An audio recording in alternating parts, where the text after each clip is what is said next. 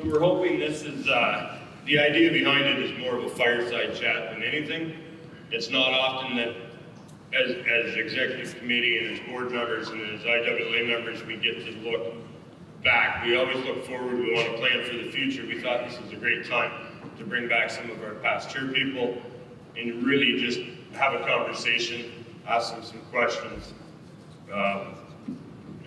they can impart some wisdom on us, and that sort of thing, as to their time in business and to IWLA and that sort of thing. So we'll get right into it. Again, we want it to be conversation. We have some prepared questions, but I think there's some time at the end for some question and answers too. There'll be a mic, I believe, that we can pass around and we can get some questions answered. So I guess let's start with the first one, and we'll put this one out for everybody. We can just go down the line. Maybe we'll start with Scott at the end and work our way back to Jared for this one. Why and how did you get involved with IWLA? First, I like to point out the pictures. We had one prep call. We're trying to figure out, outside of Leslie, whose picture's more dated. Is probably what I want to have. Place your phone out and vote. Older pictures there. Like a lot of people in this room, I got involved with IWLA through my father. So my father worked for a number of companies. His last stint was with Kenco, retired in 2009, 2010. And I remember even before I was out of college, I started coming to these events and didn't really like them initially. And talked to my dad, I'm like, are we going to these? They're competition. Why would I want to talk to these people? They're enemies.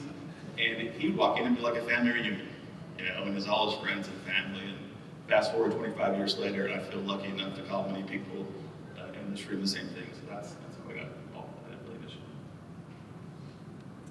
And for me, for Evans Distribution Systems, IWLA, and formerly AWA, was, we've been members for decades. And John Evans, John W. Evans, is former chairman of AWA, so it was always part of Evans. I started getting involved, I think I had a call, called to ask if I would help on transportation. We were a rail serve facility. And I got somebody asked if I would help with the membership committee. I think many of us were really involved in IWLA's membership committee. That was really how I first got very involved myself. Loved being part of that committee. I was also going to the insurance, the legal symposiums every year, which I loved, I still love. And one year at the symposium, somebody said, you asked a lot of questions. Will you be on the committee? So there's the danger of asking too many questions, I guess. But and from there, just more and more, I was really lucky to have love this organization, so many people in the room, like Scott just said, but I had some great mentors and people who really supported me. Jerry Van Pufflin, one, Tom Hirsch, people who just encouraged me to get more involved, and I'm really grateful for that.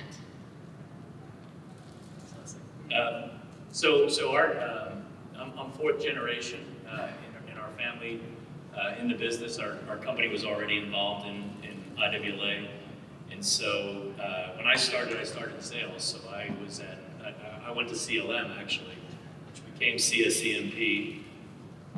When I took over running the company, I decided I needed to get more into the operational side and the warehouse side, and got real involved in IWLA, and just found it a great group of friends, people to help me, folks to lean on, sometimes to cry on their shoulder, but just found it extremely rewarding. I started in membership. Rob Doyle kind of took me under his wing, and when I couldn't keep somebody in IWLA, Rob proved how it was supposed to be done. So I learned a lot from Rob, and then eventually got asked to be on the board, and came up through leadership through there, and just it's been an absolute blessing. Definitely helped me get better at my craft, and it's certainly helped my business. So I'm also multi-generational family business. I'm third generation. Also kind of introduced to IWLA by a dad. Your dad, actually. Gary Mayfield and Jerry Van Pufflin both roped me into being on the education committee almost 40 years ago. And came to my first convention in 1987. The first guy that I met was Brett Schaefer's dad. And I'll never forget, his line was, why are you here? And I said, well, I've been trying to run the company now for the last 3 years and hasn't really been a huge success. I'm trying to figure out why everybody else is so successful. And Charlie Schaefer's response was quite similar. He said, well, I'm here because I can't believe how expensive this conference is. It was at Boca Raton. And he said, I'm here to figure out how everybody else can afford to come to this conference because I can't. And it's been a great ride for us ever since. And I met all kinds of wonderful people in this organization. So similar, we are also a third generation family business, and like they say about the generational businesses sometimes, right, that first generation is the entrepreneurs that have got the entrepreneurial spirit to start something new and hang a shingle, and the second generation, well, they're the workers, they're going to build it, they're going to grow it, they have tremendous energy, and the third generation, well, my business partners and I think our mission statement is don't screw it up. So I wanted to change that and really put myself in a position not to do that, and our second generation had come to the old AWA meetings and IWLA meetings, and then between there was a gap where we had some managers who came but didn't really invest in getting to know people and building their network, and so that left an opportunity for me when I entered the company to say, I don't know what I don't know, and coming here was a good way to benchmark that and understand how I can use this community to learn and grow, and not be a third generational statistic. So this has been a really good run for me, and certainly someone who came from a different background. I was a practicing attorney, now I guess I'm a recovering or a former attorney. And this was a good way to learn about how business should be run and what we should do collectively to make sure the industry is strong. So. I think before I get to the next question, we should point out pictures we're looking at are not indicative of before leadership and after.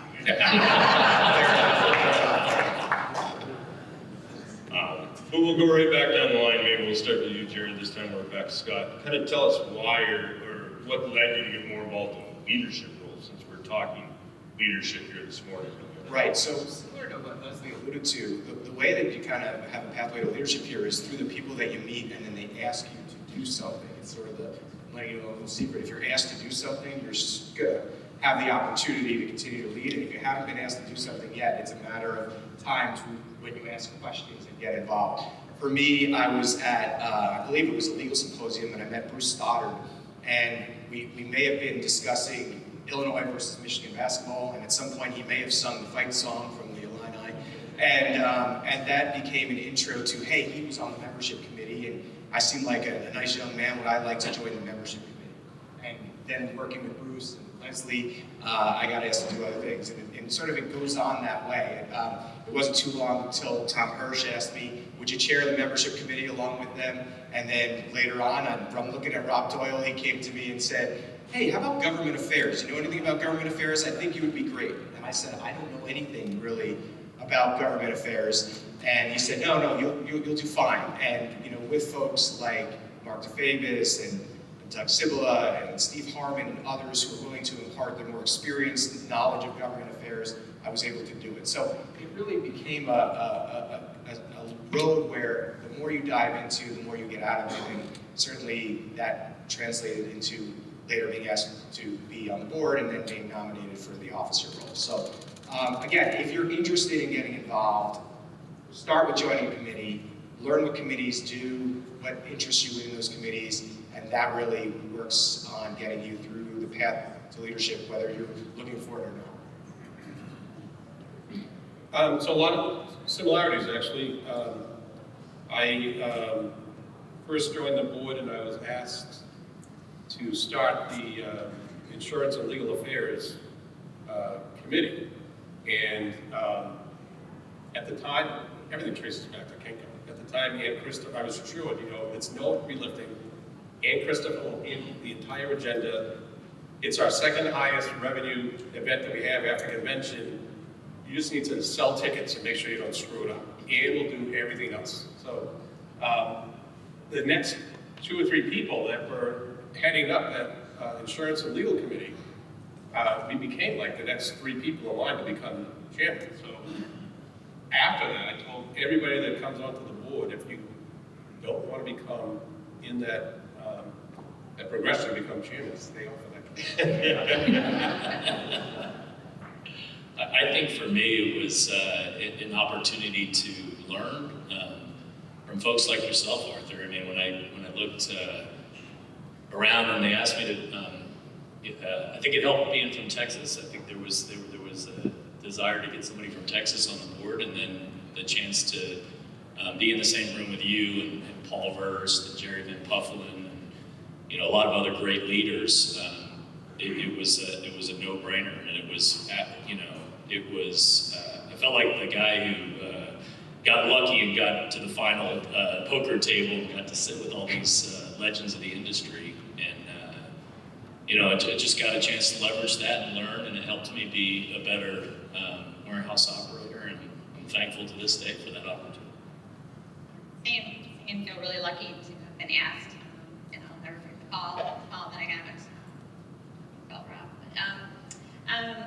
But, I'd like to say too, we want to give back. I wanted to give back to our industry who's given me so much and given us so much, and my family, and that sounds great and it's true, but it's really somewhat selfish too. I always felt like being involved in IWLA and on the board, like a front row seat to what's going on, as the economy changed and the landscape changed and the industry changed, you're at the table with all these like crazy smart people and how they're navigating through it, and it's almost like cheating. Like I felt like I'm unusual in that I'm not a business owner. Most of the board is, and all these guys are.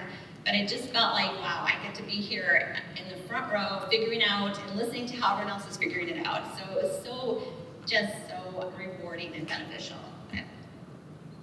And Leslie's obviously, we all know this, is a much better person than I. She wants to give back. I want to take. I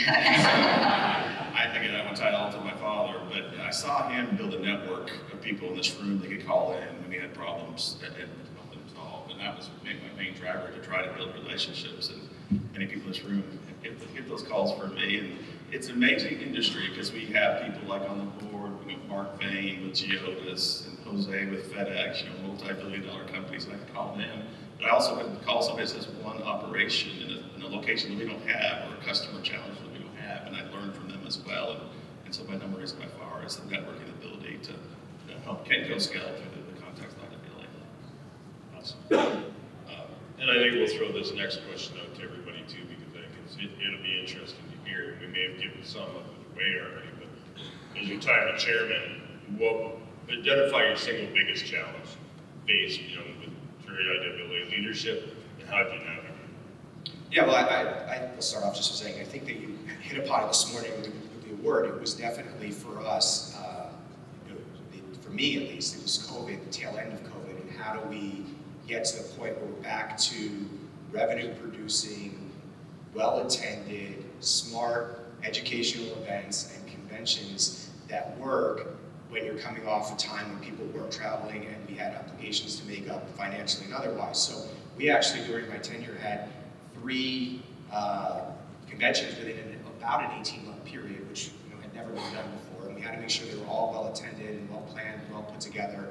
And so that was definitely a part of the challenge when I stepped into the role. And then when I started to come out of the role of my chairmanship, we were in the supply chain crisis. So we were dealing with, Washington and our own businesses. I'm sure all of you felt like at times the business volumes were good. It may have felt like you were drinking through a fire hose at times, but people were dealing with delays from steamship companies and delays from, or lack of availability of truckers. We were dealing with, escalating real estate costs and escalating labor costs as an industry.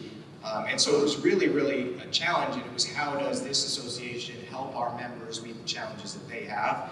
And so we went right from pandemic to supply chain, and I remember one morning drinking some coffee and watching CNBC, and all of a sudden it was that warehouses are the problem, was the statement of the expert, and I spit out my coffee, and I called Steve DeHaan at the time, and it was like, okay, well, how are we going to combat that misinformation about what is the root cause of supply chain crisis? So for me, it was I felt that we were always in sort of a crisis mode, but I was really, really fortunate that the IWLA colleagues and team and staff and the folks that had served before and after me and that we had on the board were certainly well equipped to weather those challenges.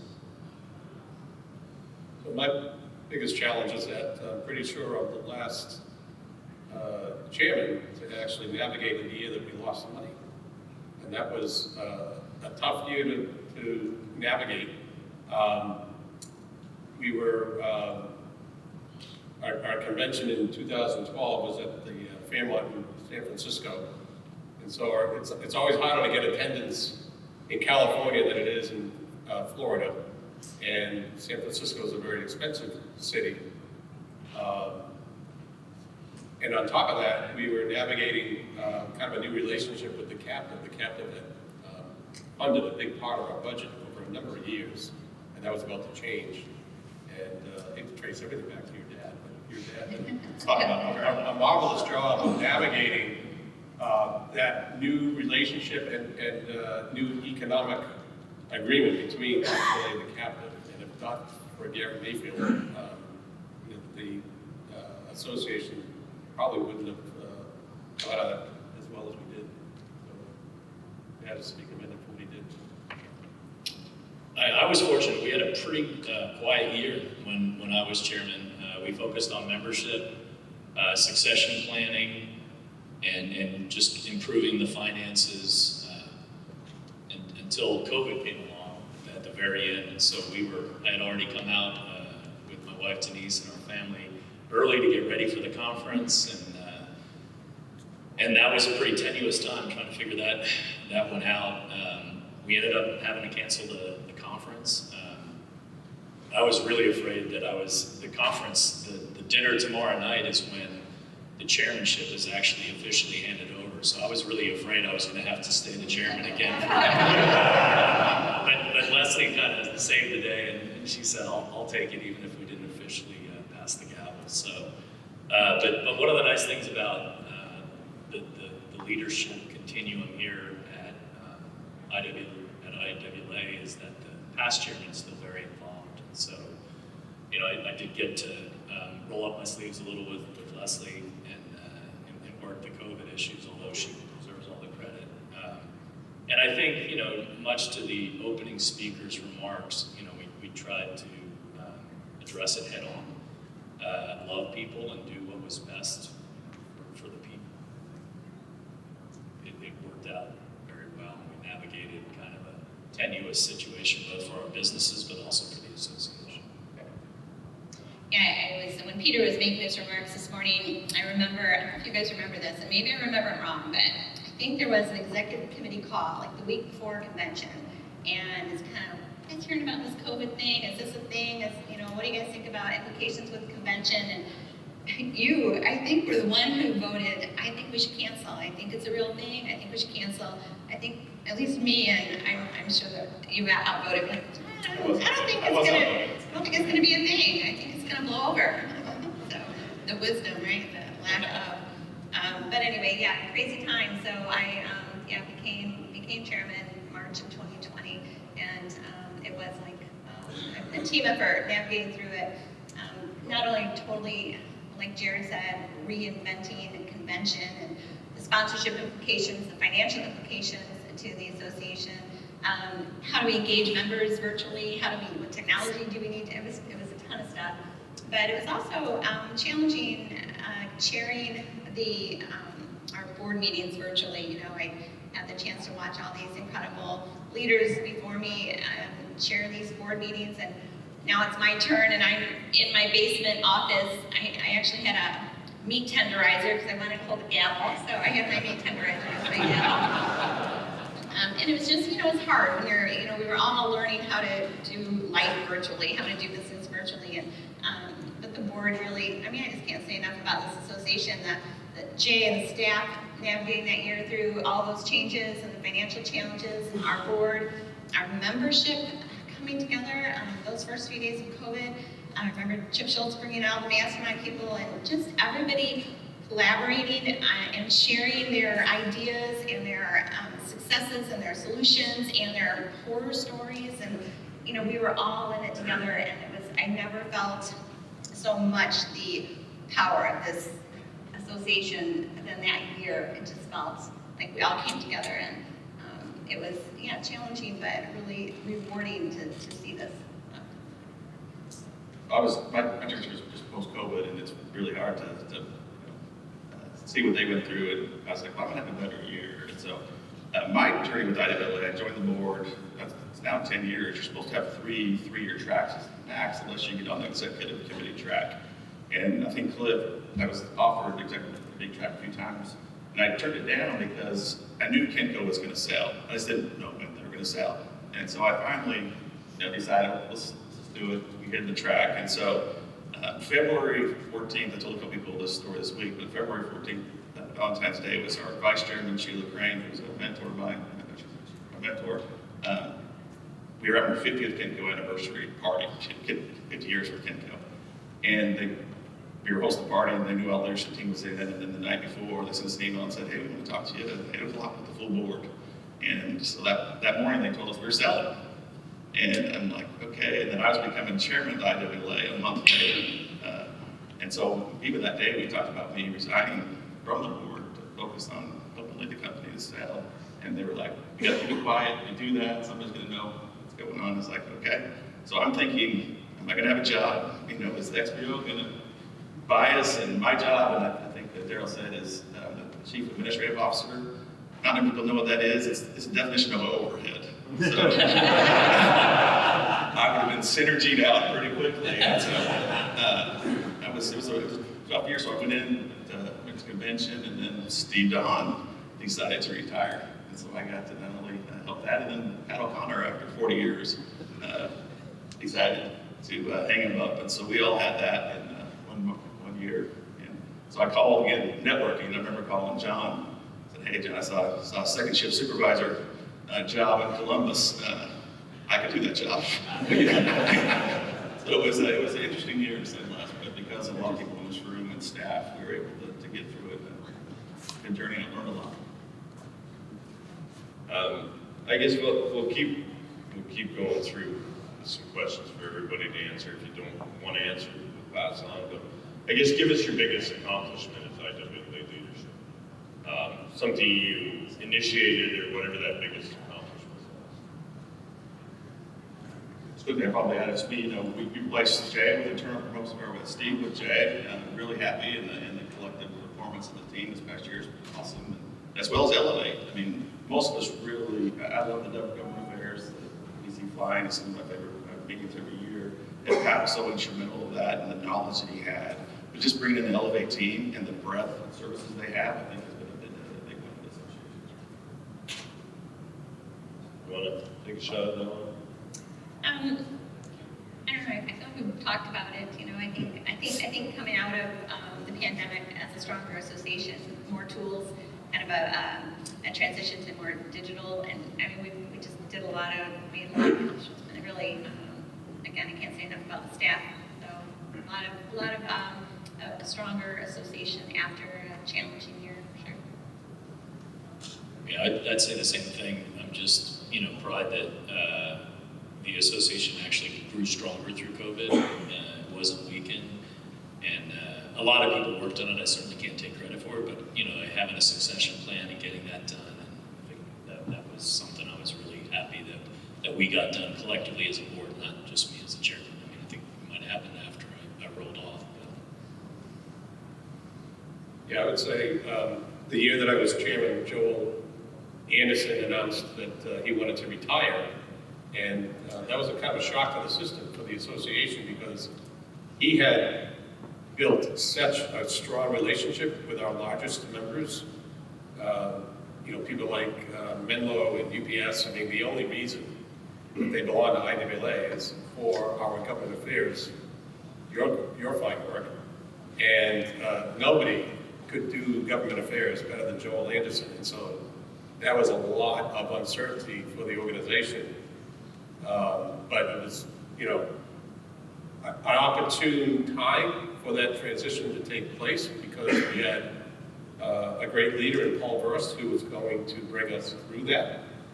And he thanks me every day for the year that I created for him to help us navigate that. Yeah, I don't think it's any one thing. I think one of the most enjoyable parts for me of being a chair and then a past chair is the participation you get on the nominating committee to try and shape who steps up to continue the good work that the people before you did. It's a little bit of leaving it better than you found it, and we all try to leave it just a little bit better.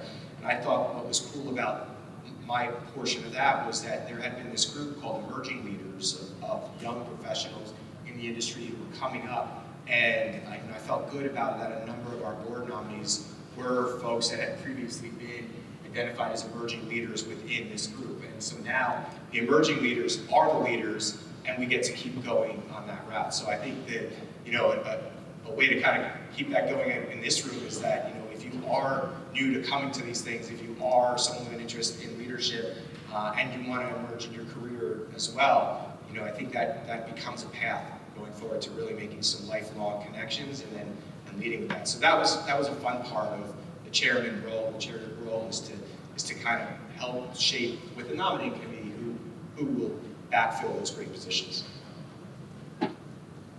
I guess I'll throw the next one out as, in your experience, what qualities and characteristics do successful leaders in the logistics and warehousing space possess? And then what, especially when they're confronted with challenges and disruptions? Yeah.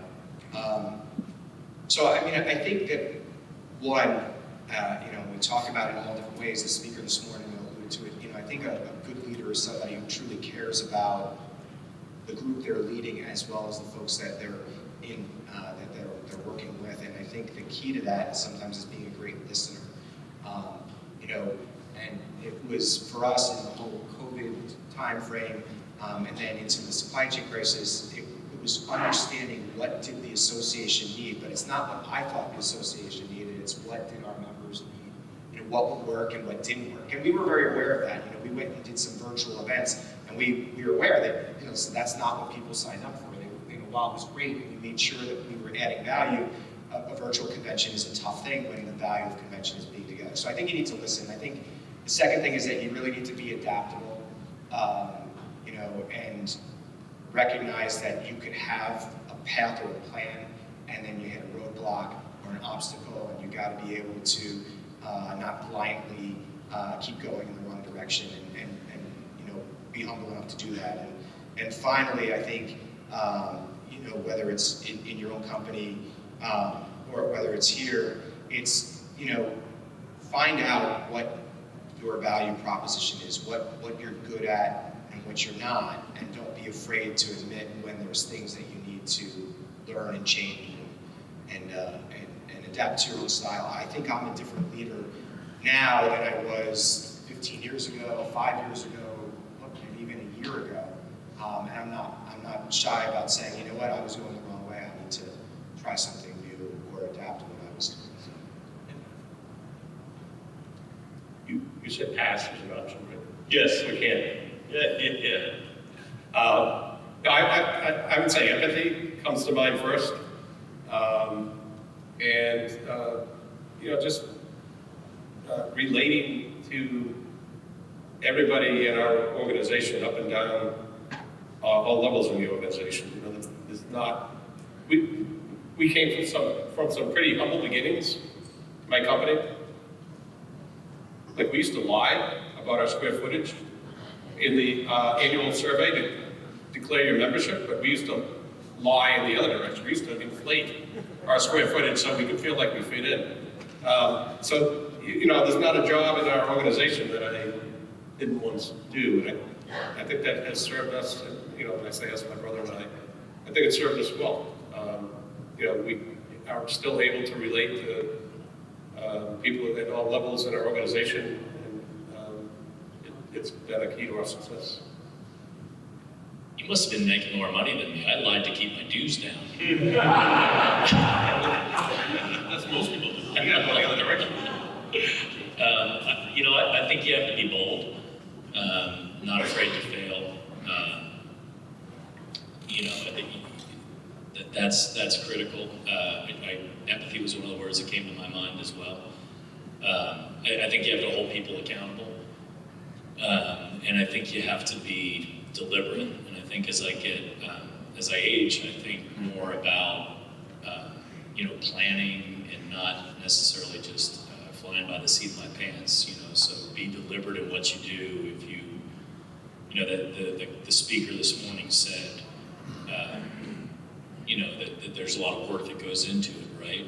And so you have to be deliberate with what you're doing as a leader to be successful, to confront those challenges, those disruptions, and ultimately come out of it on a winning end. Those are all great. I hate to be the so take on a good one. I mean, I think some obvious, being strategic and making sure we understand the long-term implications of the decisions that we make and the risks or the way to mitigate risk. It's so easy, I don't know, I guess in a lot of industries, but I feel like especially in ours, to focus on today and all everything that's going on today and just kind of fighting fires and getting through the day. And it's much more difficult to think big picture, long-term, and strategic. It's really important to be intentional about that. And then again, obvious, but ethical leadership is so important, and just doing everything, being honest and fair and transparent so that we can gain and earn and keep the trust of our customers and our vendors and our employees.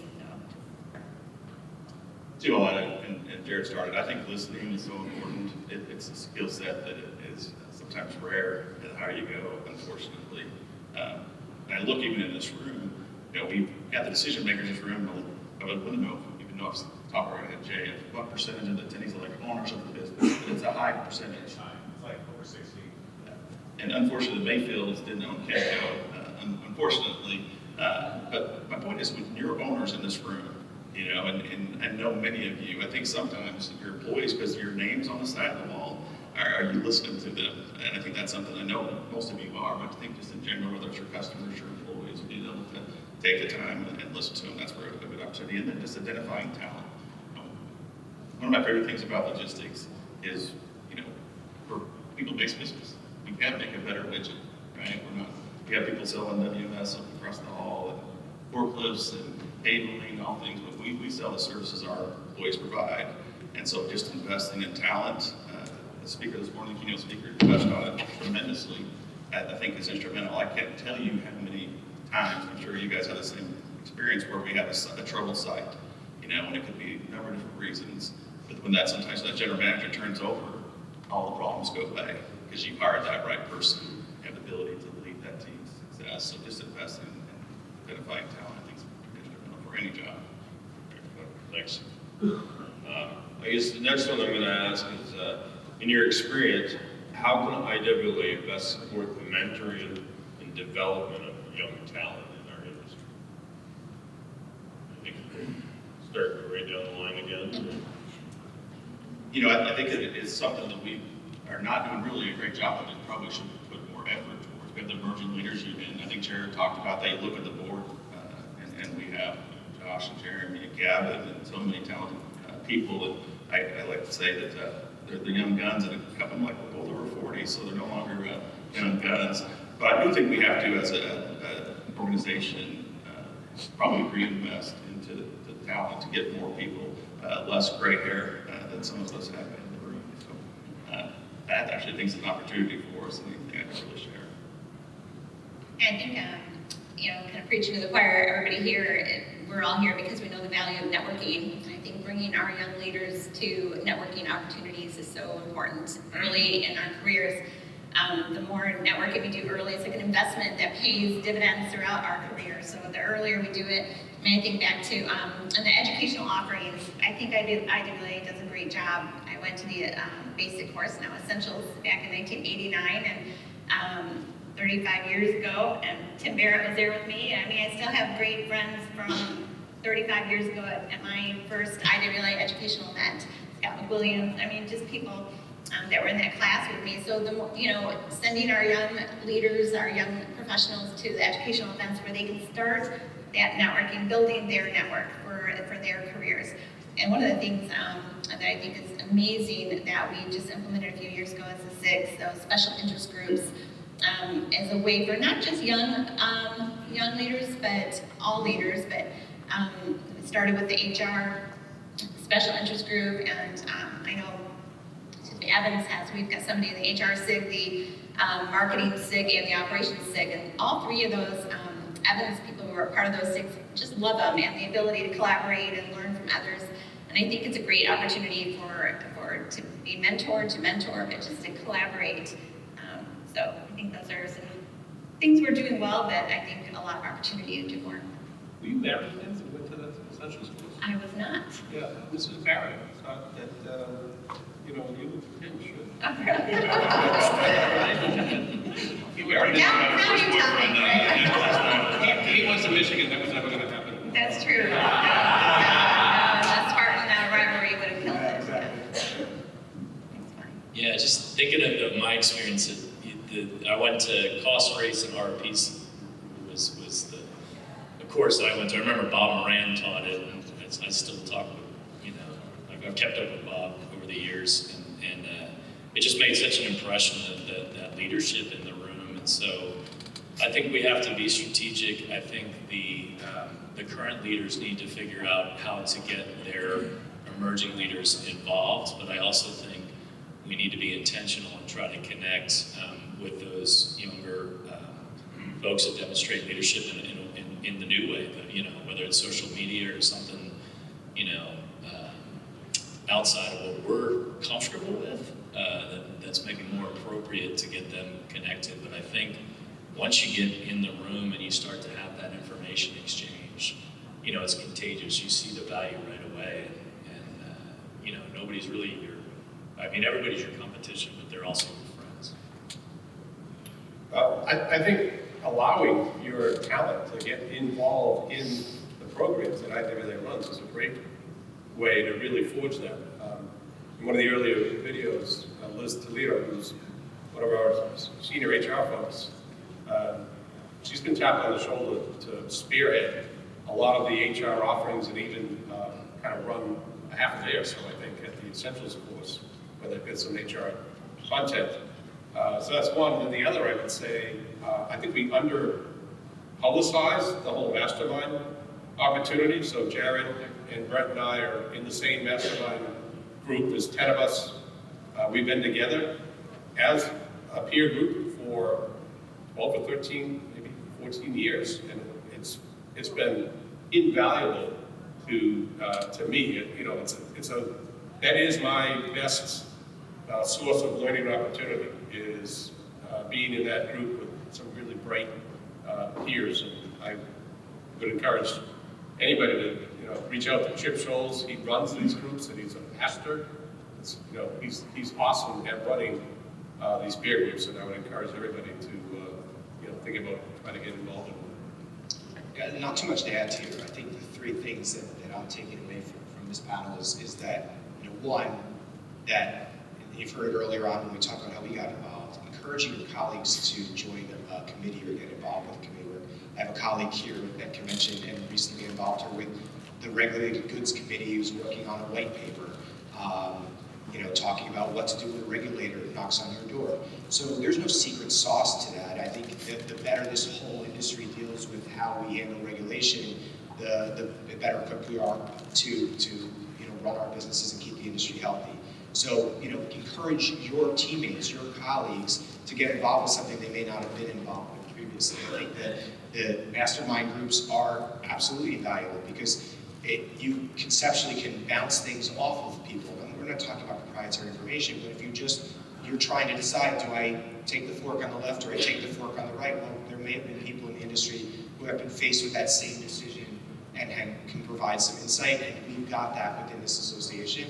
And then I think that the final thing is that we talked about, as I mentioned, the SIGs, those special interest groups. You know, if you are somebody who's in HR management, if you're somebody who's in technology, there are like-minded people who do this in their respective companies that may be willing to share some best practices. Again, non-proprietary stuff, but just what's your best practice, or how would you handle this problem, or what should we be aware of? Like, what's the latest that we need to know about data security?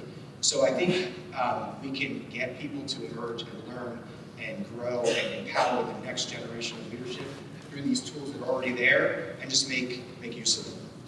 Awesome, that's great information. Thanks, guys. I guess, kind of to wrap up on the leadership side, maybe we'll get into a few business type questions, but give us one piece of advice that you would give to somebody else contemplating getting into leadership role, or answering that call or the invitation there. So, you know, I remember back when Arthur was passing the gavel, years ago, and I was saying this, and I think Paul said something similar. Everybody who has stepped into these roles has said, you know, I expected my business to suffer while I was working so hard, leading this. Maybe I would take my eye off the ball, but it's actually the opposite. Most folks who have gotten invested in leadership have seen their business grow and thrive during the tenure that they were putting in the time and leadership within the organization. You know, it's not scientific enough to say that that's going to be the case everywhere, every time. But, you know, I think that there's some things that come from experiencing those 5, 6, 7 years that you work through the chairs, or the tenure that you're on the board, where you have the opportunity organically to help your business grow. If you're focused on meeting people within this group and you develop friendships, it's not guaranteed that there will be business referrals, but there might be, right? Or you might be, invested in understanding what's the latest and greatest technology because we're part of educating this group, and you might put that technology to work in your business and see it thrive. So I think that, it's one of those byproducts of leadership where you will grow as a person, and there's also the potential that your business will grow and thrive at the same time. Or at the very least, it's not the opposite. I didn't take my eye off the ball. In fact, I probably became a better multitasker because of having these multiple responsibilities. Similar answer. I learned a ton from everybody else who was on the leadership at the time. To a person, everybody would say, except for Jerry. Yeah, Jerry told me that it's not a big time commitment. It's just a couple more meetings a year. One of the meetings is at the convention. You go to the convention. It's really not a big deal. He was completely untrue about all of that. So what Arthur's saying is apparently IWLA is full of liars. I didn't use the L word, but maybe there's one. But John Zettlecake actually, he was convincing. And he said to me, look, I can't actually connect the dots. I can just tell you that from the relationships that I forged when I was in the leadership of IWLA, it helped my business. I can't connect the dots. I can just tell you that it's going to happen for you as well. He was right. It did happen. Yeah, my advice would be do it. Jump in, feet first. You get out of it what you put into it. It is work, Jerry. It is hard work, but it's absolutely rewarding. It'll help your business. It'll help you get to become a better practitioner. But along the way, you meet friends. You meet lifelong friends. I'm going to go to Napa later this year with somebody I met through this association. Being in leadership role. We do home and home football games with Mark DeFavis, where I've gone up to see the Colts and the Texans play, and he's come down, and he usually wins, but we're getting better now. So, but you meet lifelong friends, and you think how much time you spend at the office and working, and the time here together, you just develop, great friendships. Do a home. Yeah, we trade your Holy Cross tickets for Notre Dame anytime. Okay. He's pretty cunning and sly, isn't he? That's why he makes more money than me.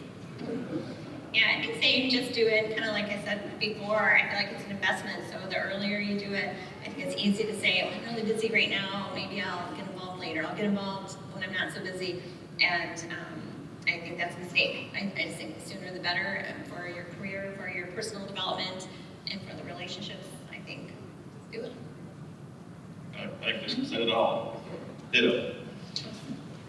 All right, so let's switch gears a little bit here. Let's talk technology for a few minutes anyway. Do you see the need to invest in technology and to be at the forefront of it as a 3PL? And is it necessary as operators to have that, or is it still kind of a marketing gimmick? Well, I think it really depends.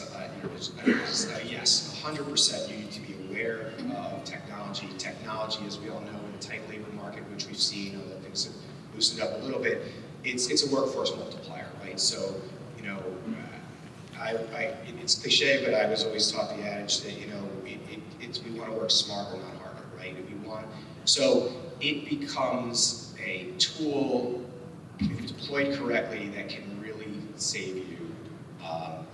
And so you don't do it to impress customers. Of course, if you've got some very proprietary type of technology that you think will give you a competitive edge, I'll do it. But you have to do it for the strategic reason that you're deploying it. And that's the way that we've always looked at it. Now, I'll use my own business as an example. We tend to be a shipper of large LTL shipments, very rarely less than pallets, certainly not e-commerce fulfillment because of we handle regulated goods. So, there are things out there, like certain pick technologies that probably don't apply. And so we're not going to invest in that because it's not strategic to our business. That being said, if there is technology that reduces error rates and cuts costs and makes our team be able to service the client more efficiently and accurately, then we're all for it. So I think, again, you got to look at what the technology is, how it applies to your business, and what the value proposition is. And if it works out, or if you think that it works out, then it's worth it 100%. But again, the more technology you put in, there's got to be buy-in. I'll just have one thing, because it was a mistake I made. I was a big believer that you've got to get everybody super enthusiastic about the new technology that you're going to put in. And that actually slowed us down with some projects. We were putting in a new WMS several years ago, and we were trying to convince our entire customer service team and others about why this is a worthwhile endeavor and why they should really embrace the new WMS. And we sat in a room, and I said to them, what would you like in the next generation system? And half the hands in the room said, why? We like what we have. And so then you would have to, and this would kind of redirect them. We said, well, if the new system did this, would that be of value to you? Oh, yes. Would the new system do this? Would that be of value? Yes. So it takes a lot to build consensus. Sometimes it may be better just to kind of make the presentation and then march in that direction. So again, every company is different. Make it strategic, but you don't always need full consensus. That's a great answer. I wish we had adopted that philosophy. We implemented a new WMS 20 years ago. Chris O'Shell has heard me say this probably a dozen times, but at that time we were about a $10 million company, and we were making $1 million bet on new technology, which was a fool's bet, right? But we didn't make that investment because we wanted to be a better $10 million company. We knew we needed better technology if we were going to get to 20, 40, 80 million. And so we made that bet on ourselves, and it turned out to be a really good bet. What it really did for us, though, is it helped us to develop that muscle memory of how to go about being on the front edge of new technology. And so since then, we have implemented, several more technologies. We're based in Boston, and so a lot of the AMR robotics companies, Locust and Six River, many others, happen to be based in Boston. We were the first commercial installation for both Locust and Six River. Many of you in the room have since probably leaped way past what we've done with AMRs, but we were smarter about implementing that technology. We did make our warehouse associates, more involved in that solution to the point where, we were installing it just in like one pocket in the warehouse for one customer, and we had others coming up to us and asking, hey, when can we get robots into our zone? So, we did get a little smart. I would say yes, I do see the need. One of my biggest regrets as a leader was being late to adopt technology, and I think it set us back and made, say 5 of the last 7 years more difficult than it should have been. And we are in a similar industry to Jared. We're more of a bulk warehouse, moving full pallets, full truckloads. And most of our customers did not want to integrate. They just wanted us to run in SAP, dual system. And so we did invest in our WMS, and we really got behind the times. And so I think you have to keep up. They always talk about early adopters and then the middle, and then you don't want to be late to the party, because then you have to get there. The whole Eastman, Kodak model, or Kodak model, I should say. So I think you do have to invest in it. The reason I didn't invest in the WMS was I had a hard time quantifying the ROI, that $1 million investment that Arthur was talking about. A lot of it is soft. It's productivity gains, and it's really hard to measure, right? I mean, I could put new LED lights in that are going to, reduce my wattage consumed, and I can see how much that's going to cost me. It's a little harder when you're talking about a WMS and what process changes I'm going to make to increase productivity and get labor savings out of. So I think that you do always need to be looking at the technology that's available. You need to look at it from an ROI standpoint, and you do need to invest. And then when you invest, you need to manage the change. I mean, ultimately, you're buying a tool for your team, right? The people are still involved in the process, so you're buying a tool for them, and you have to manage that change, bringing that new technology to the team for it to be successful. Because you might have the right tool and you might have the right technology, but if you don't implement it right, then that can be a disaster too. So I say yes, invest. I think you asked, is it right to invest, or is it just kind of all sizzle, right? And I kind of feel like the answer is yes to both. I think you obviously have to make the right investment in technology at the right time for the right reasons, and not just because it's cool. But the cool factor is a lot of fun too. So I mean, I think it's customers get excited about it, associates get excited about it. I feel like as a recruiting tool, young talent want to work for a company that is investing in technology, has a company that has the drones flying around, and we have drones because Barrett got drones, so we got drones. But I think they want a company like that, right? That's progressive, and so it's fun from a marketing perspective. We invested in some AI technology 5 years ago, some vision system technology for our fulfillment that takes pictures and the AI learns as the boxes change, and just as a quality tool.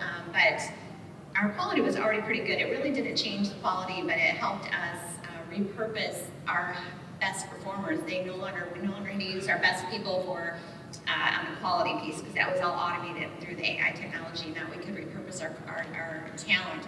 But it was the right investment. There was no immediate payback, but it impressed our customer. They saw that we were investing in their operation. Our team loved it. It's a fun story to talk about. The associates love it. So sometimes, I think balancing the steak and the sizzle, and making sure you're doing the right things for the right reasons. But it is fun. The technology is fun. Yeah, my answer is absolutely essential. But I think even asking the panel or the poll out here, what is IT? You probably get a bunch of different answers, right? I think in our industry, table stakes from an IT perspective is some kind of LMS. And really make your profitability based on the contract you have. You just got to have that kind of table stakes. I'm sure most of us in this room have been hearing about the robots coming for the past 20 years. But it's really the lookable applications out there are real, and I think it's only going to accelerate. And so I really would challenge everybody to continue to invest. Kenco are putting in our third auto store, and the ROI there, it's expensive up front, but the ROI there is a quick payback, and it's worth that investment. Where we're spending a lot of time and energy is on predictive analytics, so BI.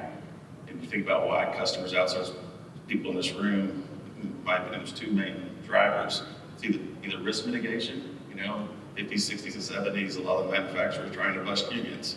So that's a lot of Genesis, a lot of companies. And the bigger the company is, it's usually a risk mitigation and outsourcing play. But all of them across the board, the second one is because it's not their core competency. But all of our customers are looking for information. When I was younger and dumber than I am now, I used to think that Fortune 500 people, companies, that's where all the smart people go. The Mayfields are going to go to logistics, warehousing and public warehousing, but the smart people are going to work at those bigger companies.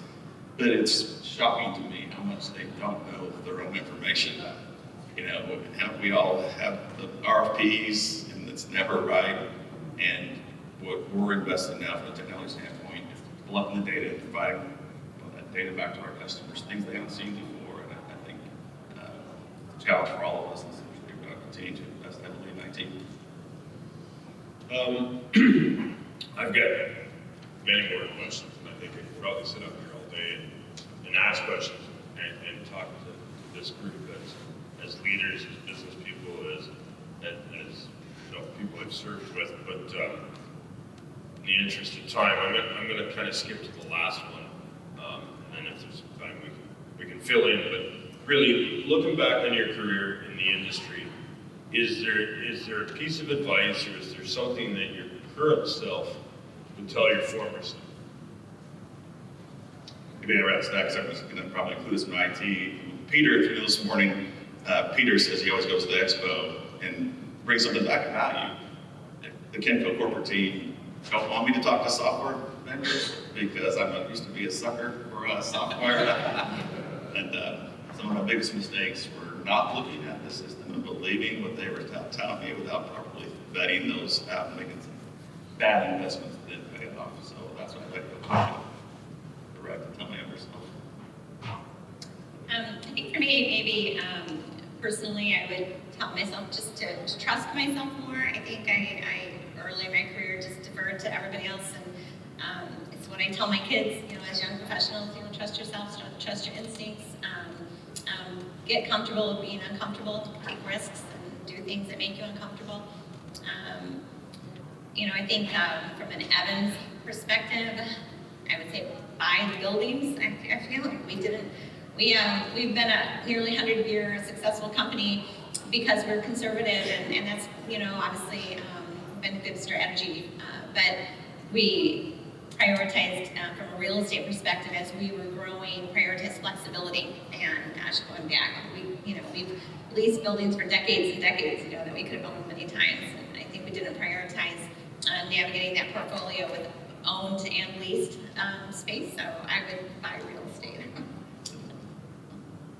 I would probably tell myself three things. Be more strategic. They talk about like working on your business and working in your business, and I think I was, too lower level focused for a long time. I should have been more deliberate, more strategic. I would tell myself, look at people as an ROI scenario.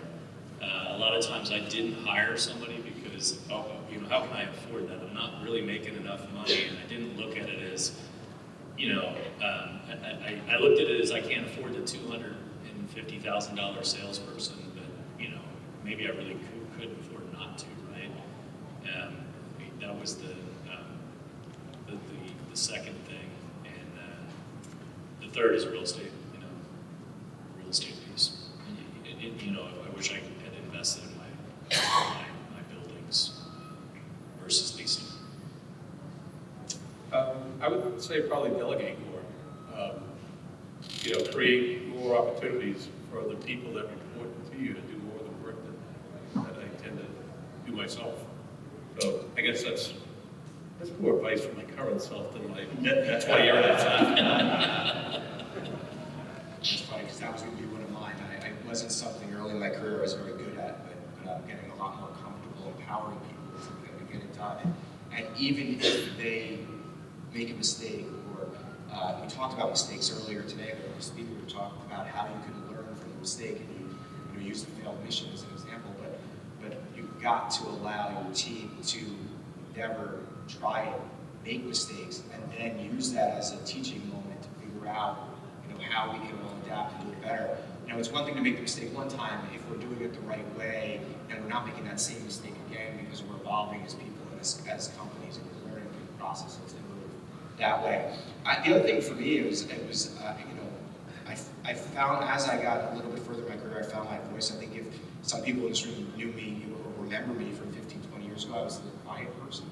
I was kind of quiet and reserved, and I think that you've got to feel comfortable putting yourself out there, asking questions, being inquisitive, and sharing information. I was probably, maybe it was legal training, I was very, you're a lawyer, you're taught confidentiality, but just talk and share, and you find that it's ultimately more rewarding, and that's something that I encourage people to do. Share with others, and they'll be more accommodating and share with you, and you'll build relationships, and I think there's a lot of value in that. Hey, let me add one thing, Daryl, too. I think we underplay our hand all the time. And I think, to your point, a lot of these Fortune 500s really need us. And I think sometimes we get scared and we don't really ask for what we need, maybe from a margin standpoint, or, you know, and I think that we, at least for me, I underplayed my hand. And I think that I would tell myself, I think that's changed a little bit with the supply chain disruption over the last 3 years, but now the tide's turning back the other way. I would say, you know, it's a collaboration, and don't sell yourself short. Awesome. Great information. I know we're running short on time.